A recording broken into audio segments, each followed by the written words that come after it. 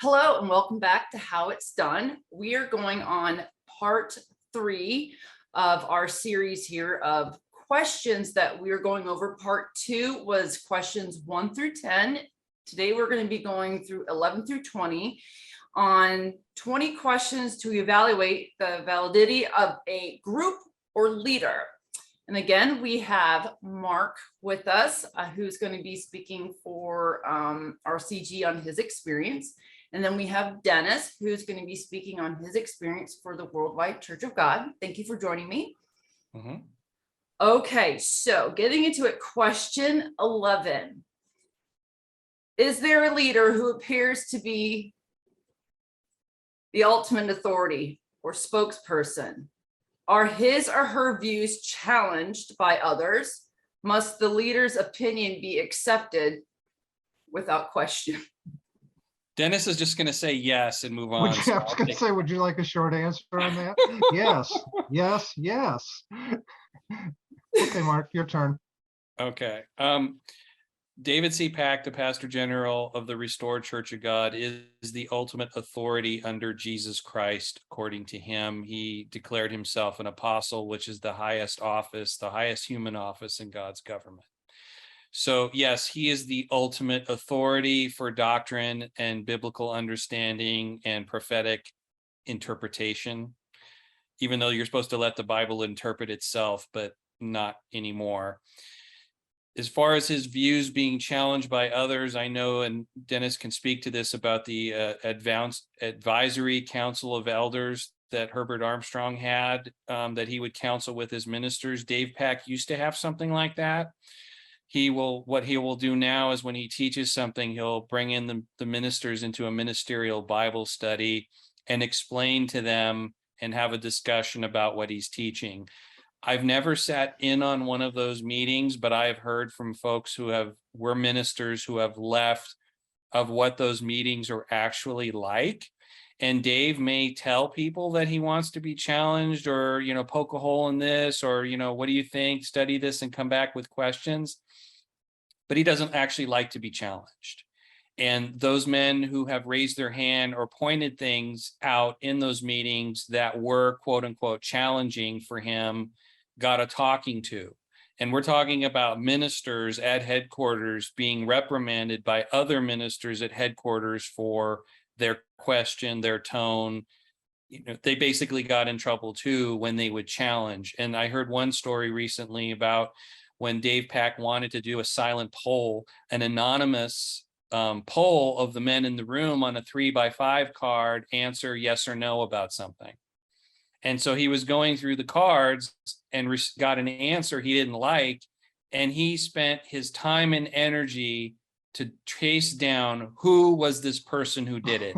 So it went from being I want to take an anonymous poll to, well, it's not so anonymous when he doesn't like the answer. And the men have learned over the years, people that are still friends of mine have said, eventually you just don't say anything. You sit there. And one minister was telling me he didn't even nod anymore. He has sat there like a wooden post because he knew he wouldn't react, he wouldn't respond, because if you react or respond in a way that's quote unquote challenging to the leader, you got in trouble for it. And so that in that way, no, you can't be challenged. And certainly as a lay member, you never, ever, ever, ever challenge anything. You can have questions, you can ask for clarity because you're confused and you don't understand. And if you come in with oh, gee whiz, I don't really understand this, can you please help me learn it kind of way, you might get more of an answer. But yes, with David C. Pack, you accept as a lay member what he says as if it were from the mouth of God, and he will even tell you things on God's authority, this is this. But then history has proven that that wasn't the case, and so then a reasonable person would say, well, when you said that under God's authority, was it really God's authority, or were you assuming God's authority, and therefore were you taking the Lord's name in vain, violating one of the 10 commandments? But if you bring any of that stuff, you're out the door. So David C. Pack does not invite challenge. And I don't know what happens in private conversations. I'm in my conversations with Bradford Schleifer, which 𝗪𝗃 will come into his office and just sit down and start talking about stuff. I know that Brad can nudge Dave a little this way and a little that way, but he never would openly challenge or say that's wrong. It's more about, well, have you considered this? Or I could see it that way, but what about this? And I don't understand. How would that comport with this verse? Or that, there's a way to gently, Brad knows how to talk to Dave like nobody on the face of the earth. He knows how to talk, how to give him just enough information. But no, there's no challenging. If you challenge, you're gone. If you're a minister, one minister was actually too challenging, what about this and what about that, that man got demoted and shipped out to the field as punishment. So speak out and get punished. Which is surprising, because that's exactly what happened to Dave. Dave was such a problem for the Worldwide Church of God. He got demoted. Of course, he's always resented that, but he got demoted from pastor and sent to New York City for a year or so to get straightened out, and that didn't work either. Dave projects that experience onto other people. That really destroyed him. One of the concepts, I'll just real short, neither Herbert Armstrong, Joseph Tkach, and especially 𝗪𝗃 have ever understood or would ever practice the concept of in the multitude of counsels there's safety. That's why all of this is so dangerous and so reckless. They don't take advice, they don't listen, they never have, and they never will. So I think the course is set. I think that there is the appearance of counsel, a multitude of counsel, but when 𝗪𝗃 gets up and says all the ministers agree, well, over and over and over and over and over again, I understand what that means based on the minister who were there. If they don't raise their hand and say that's wrong, their silence is agreement. Well, Dave's council of elders, or whatever he calls it, it used to be 16, then it got whittled down. But outside of Restored Church of God, among those who follow Dave's antics, those men are considered lackeys, yes men. They should be ashamed of themselves. Speak up, but you're right. They won't last. But they are those the same men that, if they all got together, could, I guess the word I would use is dethrone him? You're talking every board of director on the corporation of the Restored Church of God is a minister. And yes, the men that are sitting in those Bible study meetings, and I don't know which ones are on the board of directors of the corporation of the Restored Church of God, if they had a quorum of votes, they could vote David C. Pack out of the corporate office of Restored Church of God. So they do have the power. I call them enablers. Those enablers have actually the power to, corporately speaking and legally, remove him from his corporate office in the Restored Church of God. I bet they don't. They haven't so far, but maybe after this weekend, they're considering it. Maybe that's it. Maybe they banished him. Yeah. Okay, question 12. What is the attitude of the followers towards the leader? Is devotion to the leader expected at all times? Is it excessive? Are there checks and balances to hold the leader accountable? I'm sorry. You can't keep a straight face with some of these, Don Blue. You're too close to it. Yes, no. Boy, Dennis, we're so glad we brought you along for your detailed analysis of these questions. I don't want people to get bored with too long an answer. I don't find it boring. I mean, we actually talked about adoration earlier in another question that wound up going there, and that actually is the part 12. The attitude towards, from the attitudes of the followers towards the leader is, oh, he's, God's chosen apostle. As far as David C. Pack is concerned, God chose him, and God is using him as the only vessel on the face of the earth through which God is working to explain Bible prophecy and leading the end time work. And that's a big deal. And people do venerate him. If you just check on this topic, if you check the characteristic of a cult leader, this is it. Yeah, Adoration. I mean, that's why I always thought, RCG is and it isn't. There's things that apply and things that don't. But when it comes to the leadership, absolutely. He's not a David Koresh type of person, but he is definitely somebody who demands adoration, but doesn't call it that. When you join the Restored Church of God and you take the classes for Ambassador Center, one of the classes you take is etiquette and protocol. That was given by a man who's no longer there. And basically it teaches you, and when you come to headquarters, you're trained on how to deal with Mr. Pack. They don't call it dealing, how to address Mr. Pack, whether you say hello in the hallway, you never shake his hand, you don't touch him, you don't get in his personal space unless he invites you, you don't initiate a hug, you let him initiate a hug. There's certain protocols because you're like the Queen of England. I mean, that's his office is higher than that. Yes. His David C. Pack's office as apostle is higher than the US president. And that's what we're taught and told when you come into Restored Church of God. So whatever you would do to a king, the Queen of England, or the President of the United States, you would be even more careful with David C. Pack. And believe me, if you don't, he won't let you know it directly. He will have his people let you know that you did it incorrectly. This is Dave's answer to "He that is greatest among you, let him be your servant." This is how Dave sees that scripture. Yeah, I don't think it's interpreted correctly, but I'm being sarcastic. I know. I'm capable of it. But I've watched I mean, at the feast every year when new members come into the Restored Church of God, they line up at the feast to be able to shake hands and meet Mr. Pack. And he likes to meet new people, new faces who are giving him more money. So why not? And they'll stay in line and they're all excited and happy to see him. And I remember, kind of when I was in that situation, I met him at the picnic, and he actually came up to me and spoke to me because I was the new face at headquarters at the time for the summer picnic. But I've watched people even who have been at headquarters for years, they all gather around. "Oh, sir, it's so exciting what you just said. Oh, it's so wonderful." And these are nice people doing that. And I was saying in my head, shut up. Don't encourage him. Don't do that. You're hurting people by encouraging this man and giving him the adoration. Now he says he doesn't meet me is because I won't be like, oh. You're not a member. You're not a member and you're a woman. Oh, I don't know about that, Dennis. That's a little sexist. How dare you? If you can't write a fat check, Don, you're not going to get much attention. So, but anyways, does so he yes, have monopoly money? There is no checks and balances. He's the ultimate authority, and he has enforcers around him to be the bad guys when needed. If he doesn't want to be the bad guy himself, if you're close enough to him where he feels comfortable enough to let you have it to your face, then he will do that. Otherwise, you'll get called into somebody else's office. Nowadays, I guess it would be Brad Schleifer's office, or maybe Ken Oral too. Okay, question 13.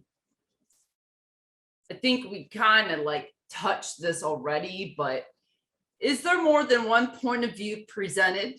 Are other points of view recognized? Are there other points of view seen as valid but different? I'm going to pull a Dennis and say no, no, and no. And I'm going to pull a Dennis and say, I agree, I agree, I agree. Okay, question 14. Is the group's philosophy original? If so, how can you tell?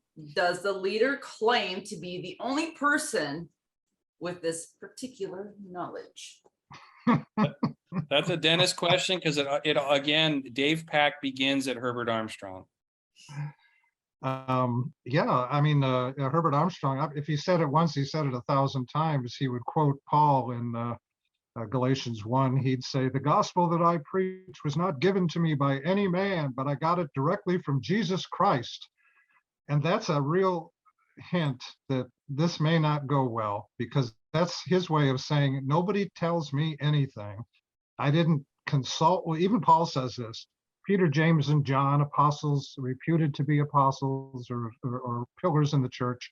I learned nothing from them. I mean, Paul said that about Peter, James, and John in Galatians. Herbert Armstrong repeated that as if that was, I think that was the only thing he ever learned from the Apostle Paul, was how to take charge of his particular form of understanding. And, so yeah, it was unique to him. God gave it to him. He didn't get it from the Protestants. He didn't get it from the Catholics. He didn't borrow it from the Mormons, even though you can go back and look at church teaching and see where Herbert Armstrong did exactly that. He borrowed British Israelism from people that were already teaching it. He tweaked it. There's nothing comes out of a vacuum, even if they think it does. Everybody borrows something from somebody. So yeah, that's my experience. But that scripture, I've heard that so many times. That the gospel that I preach, I did not get from any man, but directly from Jesus Christ. Well, that's the kind of thing, you can't prove that to begin with. That's dangerous. That's a very dangerous approach to, well, how can we prove that? Well, you can't. You got to trust me. And that's how Well, the if you church read it in the functions. Bible, you can trust it if you read it in the Bible, and that's what I did, and I'm sure that's what you did when you were in Worldwide. If Herbert Armstrong was saying the Sabbath is the seventh day, and you can prove in Genesis the Sabbath is the seventh day, that's him using the Bible as a teaching, not just that Jesus Christ whispered in his ear, even though he didn't hear anything. I'll bite my lip. Why? Why bite your lip? Just say This it, isn't Dennis. a theological discussion. Oh. Well, I mean, if we're talking about the group's philosophy original, I mean, Right. philosophy doesn't apply to what we're talking about. We have the Herbert W. Armstrong theology, which a lot of it I believed and still kind of go, I can't disprove that in the Bible. But the David C. Pack, the prophecy philosophy is a very different beast that Herbert Right. Armstrong, I think, learned from his mistakes and stopped letting people set dates or, Well, for some reason, Dave Peck decided that prophecy and picking out the day of Jesus' return was the one thing that he was going to focus on, as if he could ever get that right. And that's where he dropped everything that you said he dropped. Dave's main problem is he's totally focused on the wrong thing. If he claims to be an apostle, a pastor, even a teacher, he's totally off the rails on this topic, because the topic doesn't matter. I mean, you can find scripture in the Bible that says, look, no man knows the day or the hour, so keep moving, buddy. But Dave pretends he does. He pretends Dave is completely on the wrong topic to claim to be a minister of the gospel. This isn't the gospel. None of what Dave's teaching is the gospel. None of it. But the return of Christ is irrelevant. Could I add something to that? When it says, his philosophy, if either of them had original or particular knowledge, I think that from what I've seen, the David C. Pack playing off of what Armstrong did, he tried to make some things original, but really he just took what was already there and just kind of changed it, like he did with the books. For example, Common, okay, he tried bringing that into a fold, and pretty much no other cog does that. And then how he did with the, I guess you could say, British Israelism, where he made it to where, okay, if you're already interracial married, you can join the church, but if you're in the church and you're not, then that's where we have to draw the line. I think that he tried to make some things different, unique, but they're not. They're just, I think, prettied up. Okay. That's the same thing Herbert Armstrong did. He did borrow, the British Israelism thing. There was a book. He gave the impression he was original with that. I have friends that grew up in the church that said, oh, yeah, that was supposed to be original, until my dad found a copy of Joseph's Birthright and Judah's Scepter from the 1800s. And that's the same thing. In the 1800s, it was very popular to believe that the Native Americans, who were too stupid to build the mounds in Ohio, had the mounds in Ohio had to be built by the survivors of the 10 lost tribes. That was very common belief in the 1800s. That's why Joseph Smith was able to pull his Mormonism in the 1800s, because he could, they didn't have DNA, so he could say, oh, Native Americans are the lost 10 tribes. That was so common. And that book of Joseph's Scepter and Judah's something or other was around a long time, and Herbert Armstrong got a hold of it, and then he updated it to his time, and that became part of the doctrine of the church. And again, it was one I never talked about, I never preached. I didn't think it was important. You don't see it in the New Testament. It doesn't matter. And then the final part of the question, does the leader claim to be the only person with this particular knowledge? That would be correct for Herbert Armstrong, who was, quote, the messenger to the sixth era, the Philadelphia Church of God. And then David C. Pack is now the seventh messenger to Laodicea. So yes, David C. Pack and Herbert Armstrong were the only authorities alive on the earth with this knowledge, and their church organizations were the only place that taught the whole, quote, the whole truth. Okay. Question 15. Is the group affiliated with other organizations? Which ones? Is that a stated relationship or is it real? How can you check that out? I'm tempted to say no. I have a straight face, but you. Worldwide, Herbert Armstrong, of course, he did extend the church out with his world travels. You know, the buying a gazillion-dollar jet, talking to the leaders of the world, all of which came to nothing. But that was his outreach to preach the gospel, but he cloaked it. You know, he would talk about a strong hand from somewhere. He wouldn't talk about Jesus to these leaders because that would offend them. So he used code talk.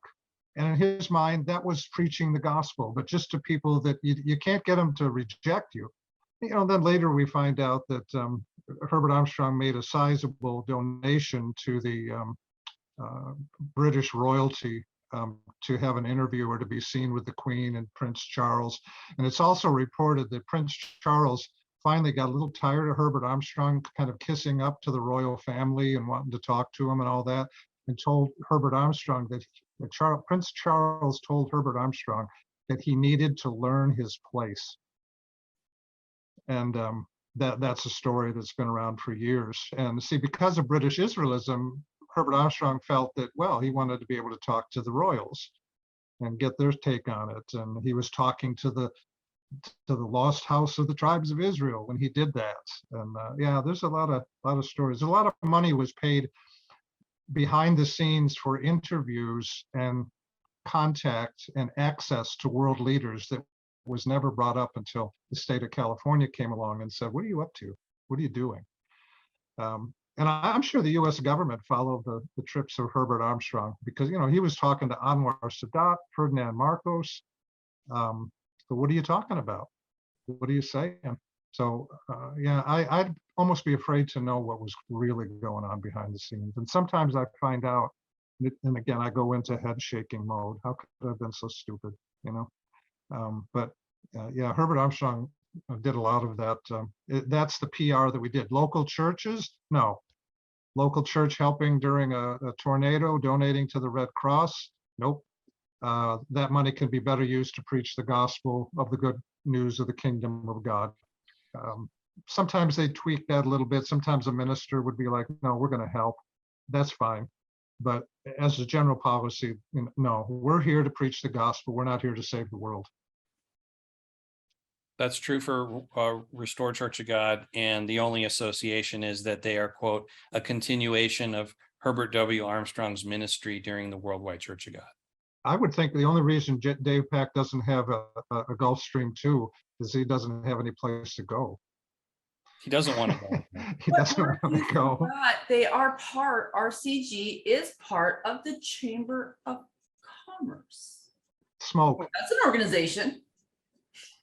And today happens to be Monday of their annual golf retreat. Maybe that's where Dave is. Yeah, I don't know. He wouldn't step. We're going to find out, though, because I have a friend who's attending that very event today. Okay, question 16. Do others in the same or other fields publish the leader's writings or point of view? Is the leader's work cited elsewhere? Where and what context? 𝗪𝗠𝗂𝗃's teachings and quotes are cited at exrcg.org and banned by HWA almost on a daily basis. If people want to read more about analysis of the writings and sayings of such people. That's the only place they're cited. Is that on the outside, there's really nobody who cites Armstrong or 𝗪𝗠𝗂𝗃 as in, say, other churches or government entities or private groups. There are all the COGs do it. All the splinter plenty groups. of websites that talk. I don't want to say complete bashing, but they talk, they debate. A lot of Worldwide Church of God, Restored Church of God, the other COGs. Mark's site in particular is specifically the Restored Church of God, and I would say it is a valid timeline of everything that has happened and going on. So yes, his actual works are cited there. It's not being made up. Most of these other sites, yes, they will show the specific information that was, you know, per the word of Armstrong or whichever leader at that time. But I think as in to go into a library and to read the history on something because it was cited somewhere, yeah, no.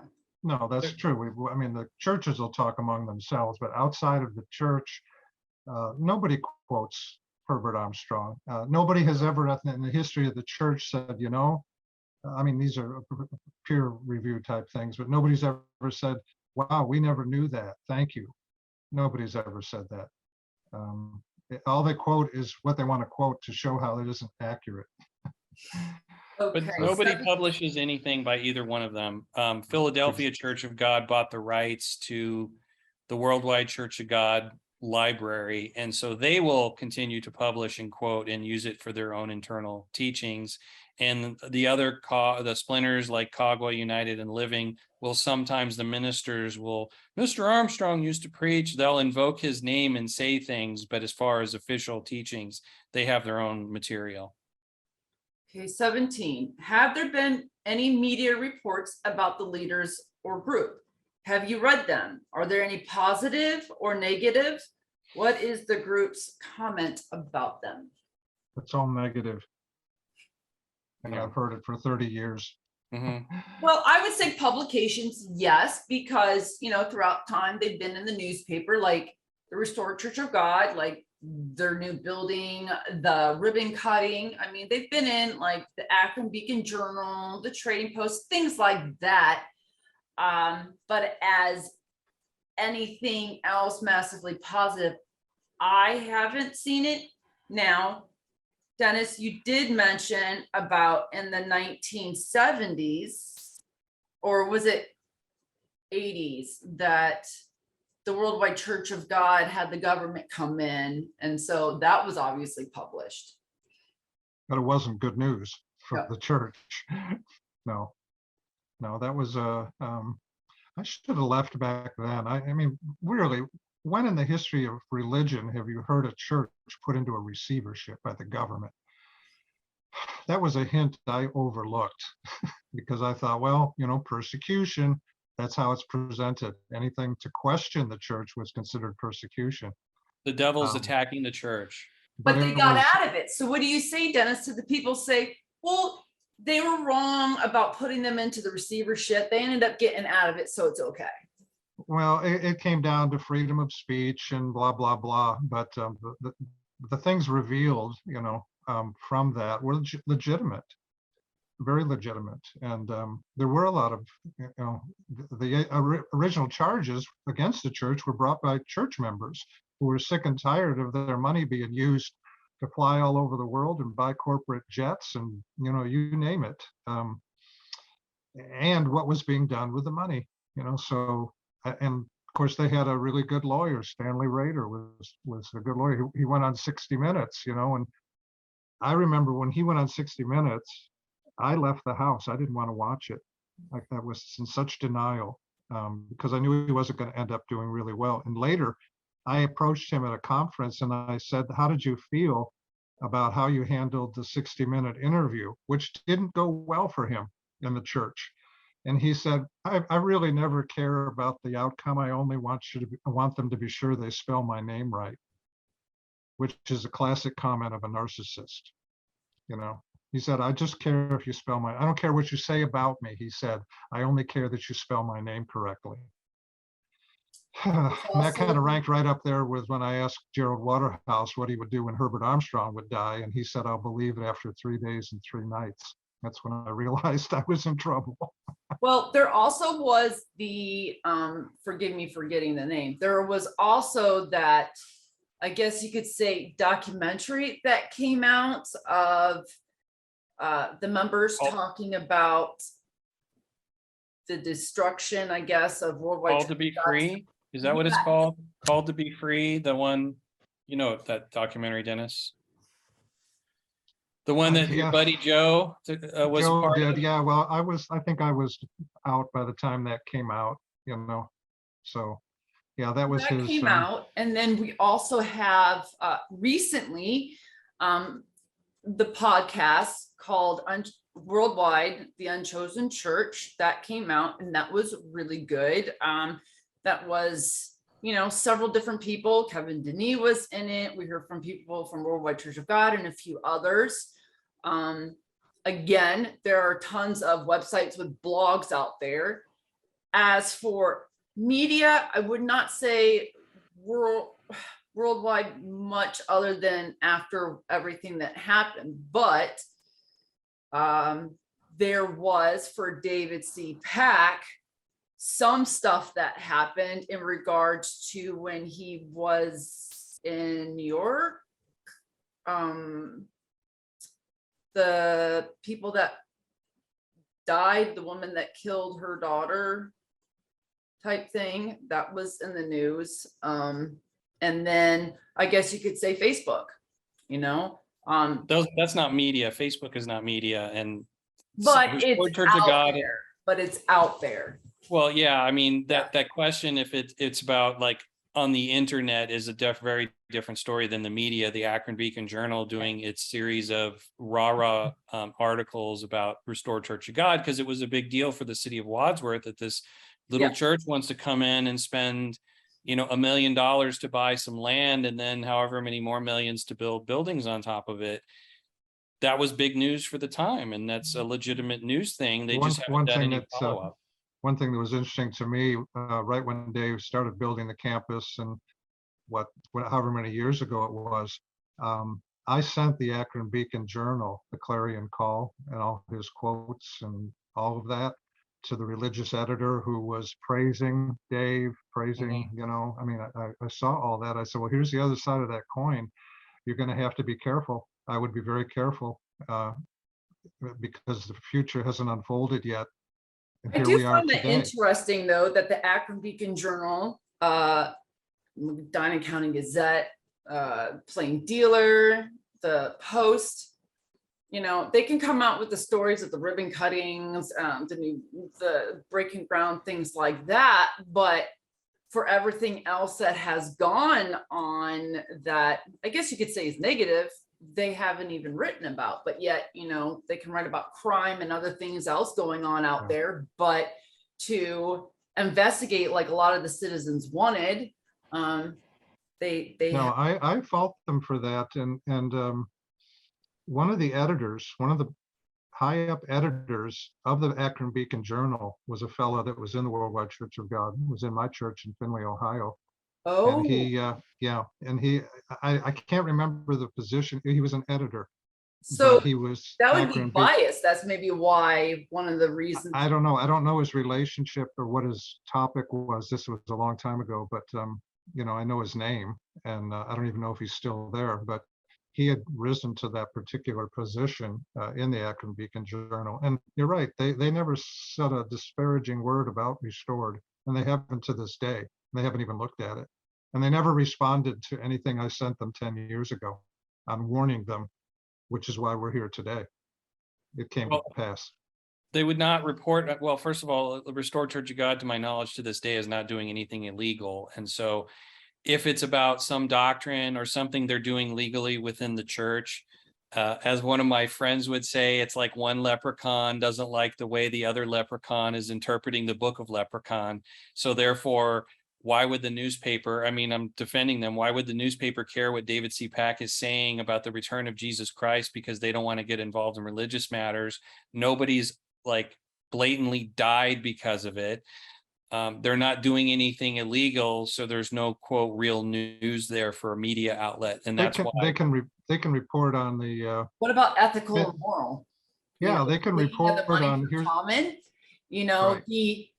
the big one that I see and that, you know, I've talked to others about is the feeling of British Israelism being racist. I mean, what other church around is going to say, listen, you know, you cannot have interracial marriage, and oh, it's in the Bible. Like, who does that? they can do public interest articles on what if they did something on the Clarion Call. Here's a man who's telling his church Yes. people to sell their homes, to sell their second homes, to give it all, to break into their 401ks, to borrow money from the bank.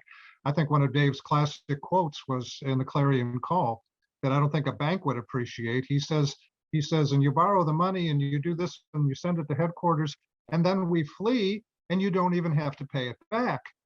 Don't you think a bank would like to know that that's his attitude? Borrow money, send it into the church, then we flee to Petra, and you never have to pay it back because Jesus comes back. That's reportable information. That's what he said when the campus was built. I remember being present in the room when he started talking about, we've got these 15-year balloon loans, but we won't be here in 15 years. And see, and that's illegal. That's deception. That's I don't know what the word is, but that's crazy, you know. But I mean, wouldn't a bank love to know that's his attitude? Borrow the money, you'll never have to pay it back because by then we'll flee. That's Well, I think that's reportable to me. the reality is they're making their mortgage payments to the best of their ability right now. So as long as the bank is getting the check in the mail every month, they don't care. It's all religious talk. It's one leprechaun talking about his leprechaun beliefs, and they don't care. The media doesn't care until something happens or somebody dies. Well, That's when they'll say it has to come down to what happened. What got Jim Jones his attention was when the senators went down there to see what was going on, and they murdered him. Well, maybe instead of constantly reporting on Deshaun Watson from the Cleveland Browns, whether he did or did not do what they're saying, there are other things out there. I personally feel that looking into the Restored Church of God, what the members are going through financially, the Clarion Call, that should be something. It also should be something as the fact of, you know, some of the teachings that are going on there, the beliefs, and the fact that he's saying he's the only one true church. I mean, whether you agree with it or not, that's something that you could just report on. And I'm kind of curious as to why no one has. I think it's reportable, you know, that you ask for more comments, send it in, and then you buy a $600,000 home on the property. I you know, do a little, hey, did that really happen? Is that what's going on? That's reportable, I think. I haven't confirmed that that's the case yet, Dennis. We're a couple days away from that. We will not give away that secret. Let's go on to question 18. Dennis already did. He spilled the beans. I'm sorry. I forget where. I forget that. Okay, Can question you edit 18. that out? What kind of commitment is expected in time, money, lifestyle changes? Well, when you're giving yourself to God's way, you're completely changing your entire life and who you are inside and out, top to bottom. And that's kind of a biblical teaching, that you're giving your life to Jesus Christ in God's way. You give up sin, you cut sin out of your life, you reevaluate, you spend your time and money in more productive manners that help promotes God's way and God's church. So it's every religion expects a commitment of time, money, and life changes. So that question is so broad, it applies to Muslims and Mormons and Catholics. So it's not unique to Worldwide Church of God or David C. Pack, except for the money part, which even if Herbert Armstrong had imagined common in his tenure, they would have been like the Catholic Church. I mean, with 100,000 members and then giving their common at the time. I mean, Herbert could have had a whole airport, a worldwide Church of God airport with the airplanes that he could have afforded back in the day. And that's the only reason. Happened. What? That would have, I don't think that teaching would have ever been accepted. I don't think he could have, I don't think it would have worked. Why? I don't think he had that kind of, the church didn't have that kind of perspective about time being that short. You see, when you look at the book of Acts, the only reason they had common was because Jesus was about to return. It was never meant to be permanent, ever. And once more educated and wealthy people came into the church who said, no, I'm not going to give that. That costs that, and Jesus didn't return in the first century. That keeping of common faded, and you never heard of it again, ever. It was never meant to be a permanent church policy. It was only meant because Jesus was coming just around the corner, which may be why Dave gets away with that, because Jesus is always just coming around the corner. But the teaching of common was never meant to be a church policy. For this is how we do it in the church. It was a short-lived phenomenon that crashed when more wealthy Greeks or whatever came into the church and simply, I'm sure, said, no, I'm sorry, I'm not doing that. It died a natural death, because you don't see it in the church after that point. I always took Anyway. those passages about common, because that's there. They had all things common. It was to help establish the church that was brand new on Pentecost.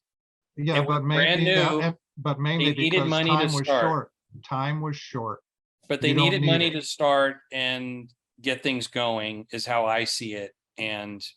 But that's not what 𝗪𝗃𝗃 is doing now. Now it's a just continuation of send in all your money, but now your eternal life is at stake if you don't obey it. This is a command of God. It's like keeping the Sabbath. It's just as clear. But he's using it to build the campus, maintain the campus, buy houses, and maintain all of that, not to preach the gospel of the kingdom of God, because who outside a small group of people know who 𝗪𝗏𝗃𝗃 is and where the Restored Church of God is? Do they see commercials, on TV? Do they see commercials in Facebook? Do they see anything that promotes the gospel of the kingdom of God? And the answer is no, because they're not, quote, doing the work with that money. So money in RCG is unique to everybody else. They're the only ones that expect you to sell all that you have, give it to the work, take out a bank loan if you want. That's okay. He said that's okay. But yeah, it's different in that way. And also is expected to believe that Armstrong and Pack, were the true one apostles. Yeah. And then on top of that, what lifestyle changes? I mean, well, with less money, your lifestyle changes, but particularly to this. The lifestyle change. Well, if you're accepting God's way, you don't smoke, you don't hang out with your drinking buddies on a Friday night, those kind of lifestyle changes. You give up the porn and stick with your wife. You don't beat your kids anymore, but you discipline them and show them God's. I mean, you don't get drunk. It's like there's actually a lot of positive things that happen when you start obeying God's way, and a lot of positive changes, even though those positive changes usually freak people out. I had that experience.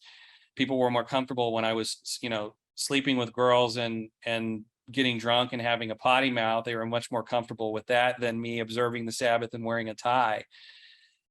So it's like, it seems strange to other people, but that's, your whole life changes because God shows you that you don't know who he is, and you should not like who you were. And so your lifestyle change is based on just that premise. Well, you brought back a memory, Mark. In a sermon one time, there was some controversy about teenagers sleeping with each other. And in the service, I was addressing it, and I said, I don't mind as long as they're sleeping.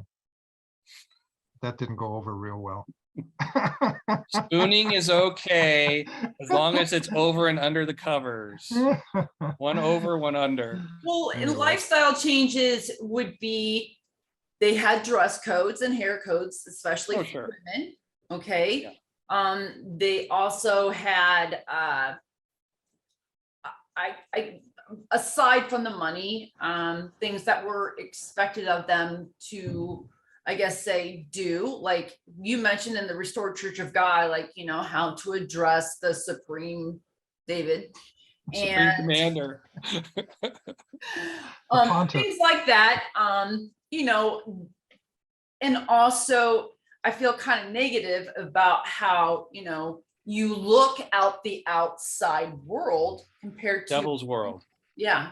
The Satan's world, the devil's world, you don't want any part of it.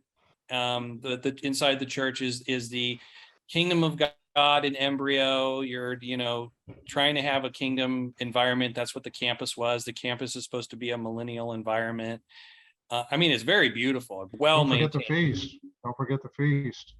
Oh yeah, spend every last money you can on things you can't afford. Right. Second tithe, you save, and then send the rest in. Send the rest in. Yep. Send in your excess second tithe. Well, that's a whole nother discussion, but yeah, your life is going to change, Don, when you give yourself to God's way, regardless of what church you're in. Some churches like United and 𝗏𝗏𝗀𝗏 are a little more loosey-goosey with their standards, because when I was in United, I was shaving my head at the time, and I was not uncomfortable to show my tattoo. But Restored, it's like, oh, you got to cover that up and you can't shave your head anymore. And there's different standards for appearance, because you want to avoid the appearance of evil. And even if you did or did something that could look like, if I had my car parked out in front of a girl's house, let's say a married woman and her husband wasn't home, oh, don't do that, because it has the appearance that your car is in front of her house. So those kind of things you have to look out for.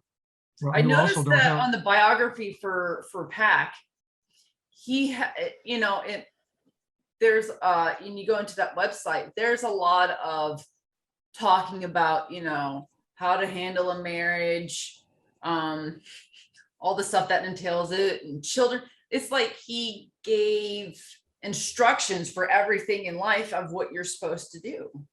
Yeah, and Dennis can talk about how wonderful. Well, we're jumping to number 20, by the way, but learning about sex through Herbert Armstrong and what I should do in a marriage, man, I couldn't wait to get my hands on that book. Oh my gosh, there are things I cannot tell you publicly. You'll tell me after. You better call me today.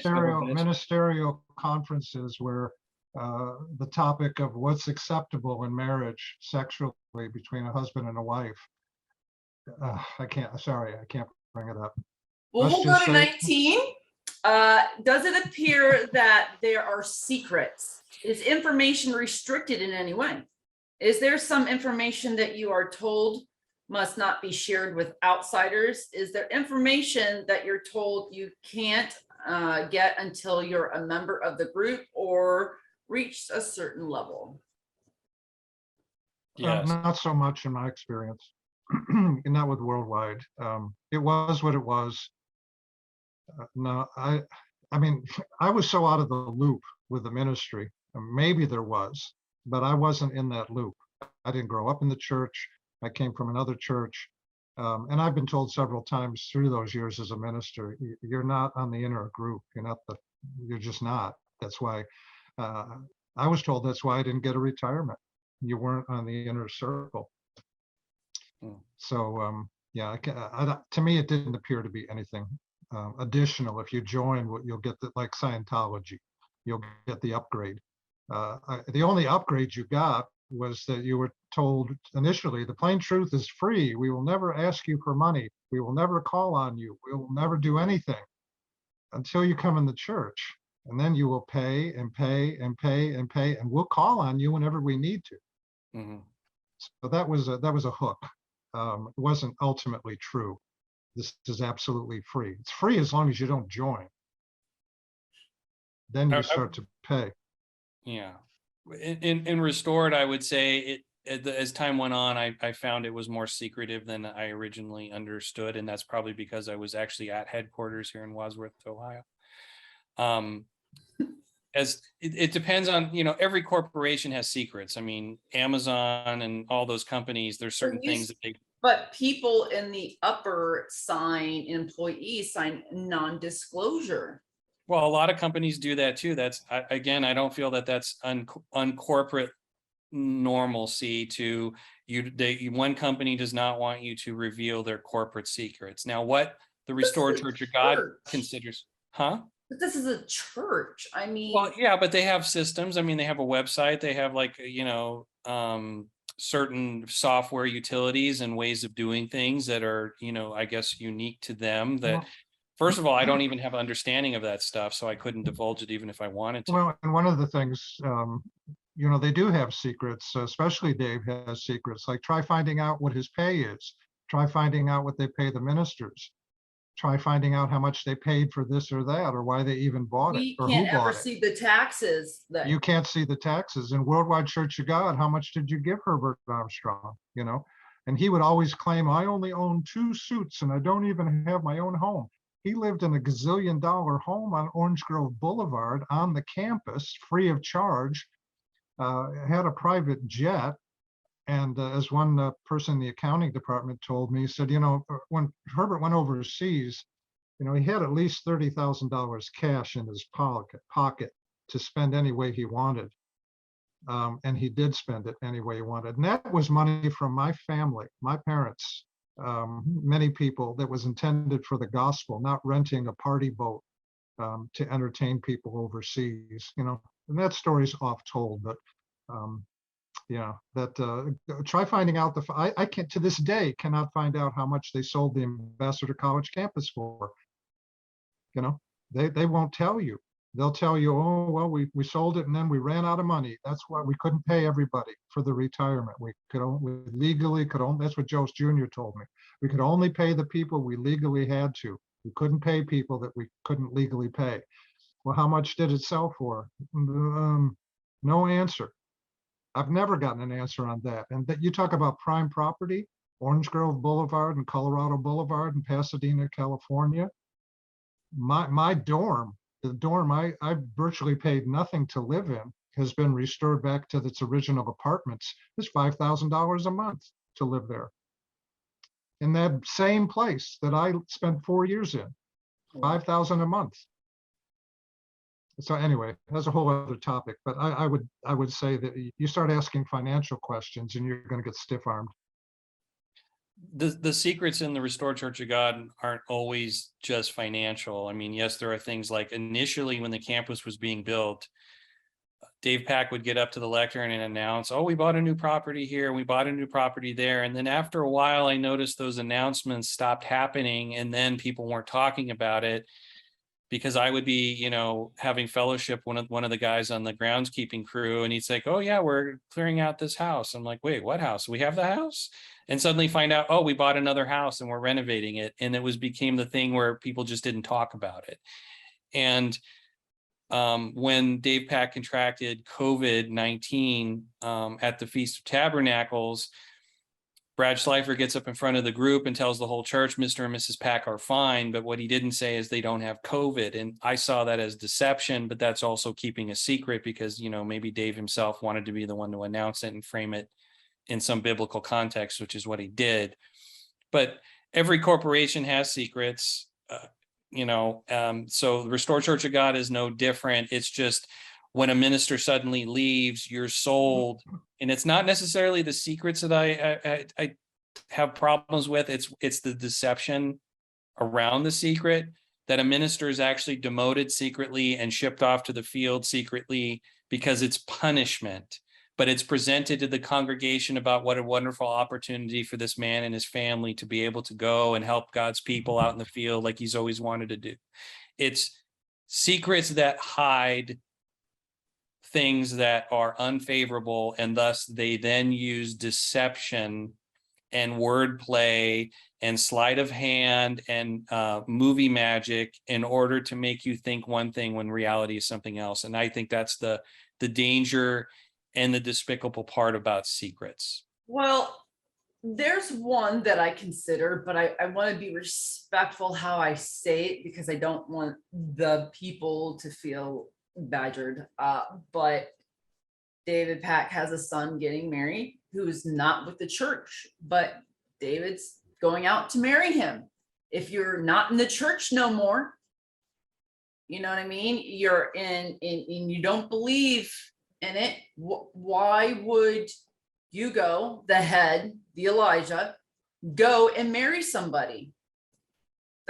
How is that okay? But if somebody else left the church, say you, and you're like, hey, can you marry me? Be like, no.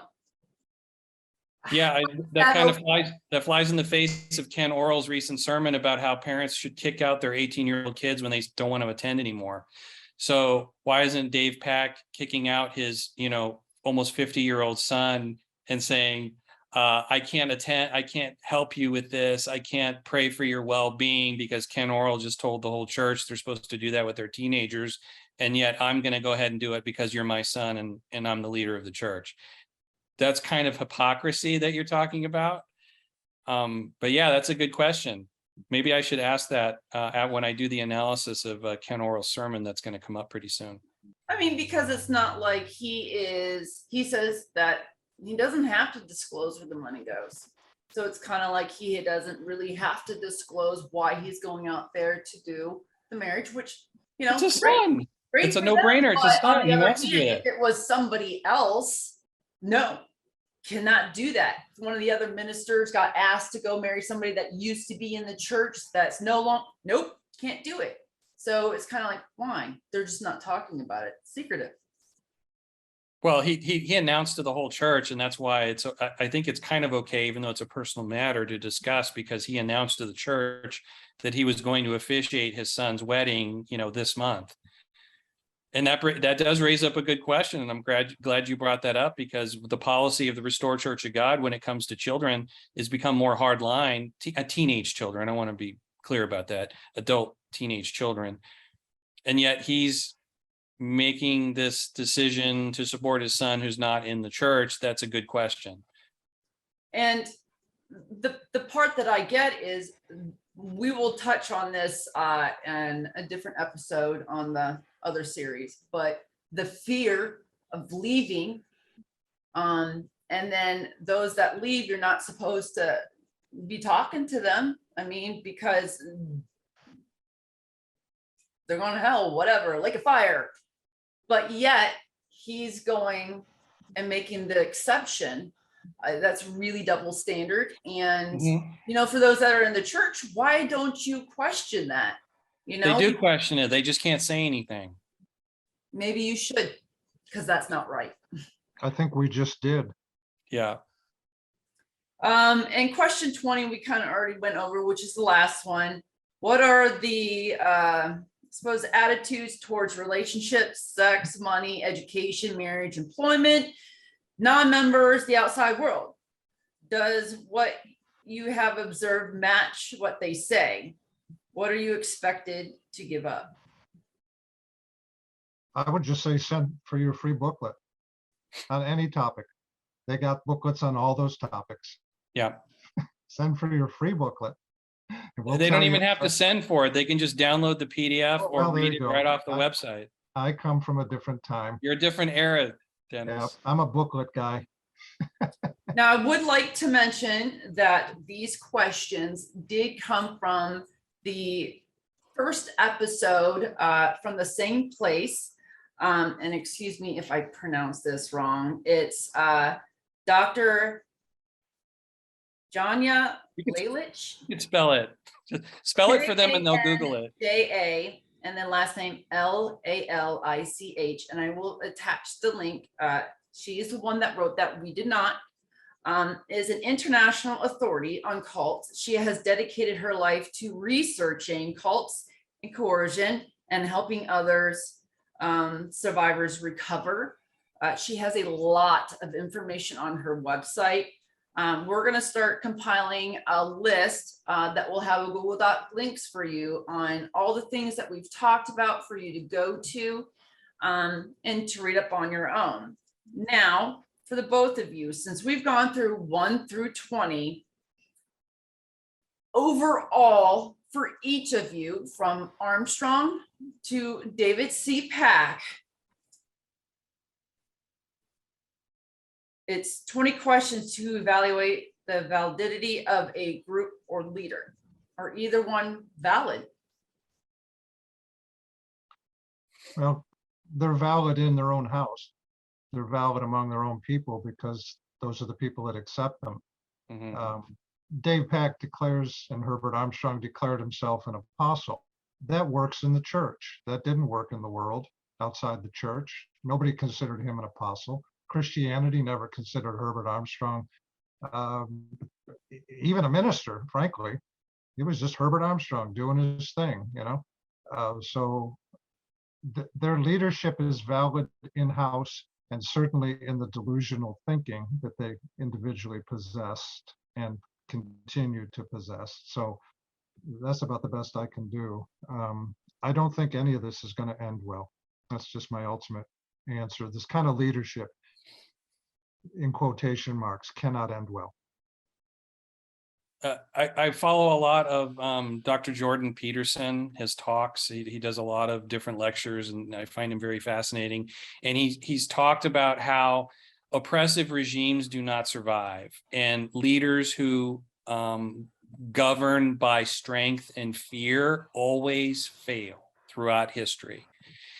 And I think when a leader of a group or a church is overly authoritarian, is proven to be false by what the Bible says, the very book they proclaim to uphold, that their downfall is inevitable. And so I had to determine that David C. Pack of the Restored Church of God is not a, quote, valid leader, meaning he does not have God's authority. He may have had God's authority at one point, but he certainly doesn't have it today.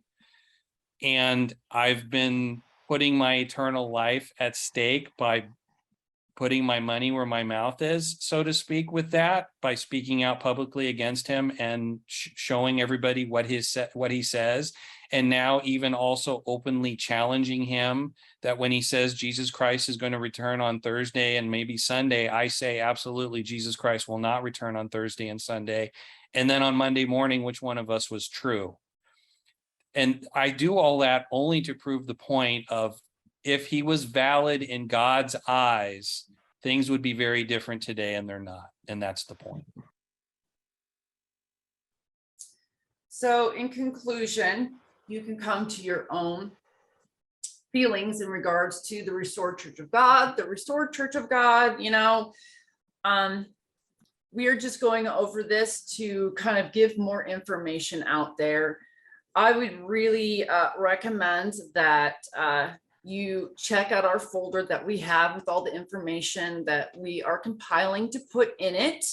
The next one that we are looking to do is basically recovering from occult experiences, how to resolve the after effects. Basically in regards to those that leave these type of groups, the aftermath that they go through, and the things that they have done to help them recover. Besides just talking about it, we want to be able to provide you with links and resources to go. Everybody recovers in their own way. Mark has done a website, a lot of blogging. I think it's done a lot of good for people, but that took him a year, you know. And Dennis, you know, it took him some time, and we've talked to other former members, and, you know, some have never talked. Talked to one that was completely upset and going every direction with us, and it's because she held it in for so long. So we want to be able to provide people, and those that are still in the Restored Church of God or other COGS, information to read up on, and places that you can go to receive help and to help navigate, because the outside world is not what you're being told. And we want you to be able to have these resources. They're very important. And again, if you have any questions, please feel free to reach out to us. Mark and Dennis have, you know, talked to many people that have reached out to us, and we're always looking forward to talking to you. Thank you guys for this. I know it was long, but we got through it. And I think a lot of more information has come out about the workings of this. I believe the other COGS operate on a same level, except for when it comes to specific things for like common and that. If you guys have any questions, again, please contact us. Thank you for your time. Until next time.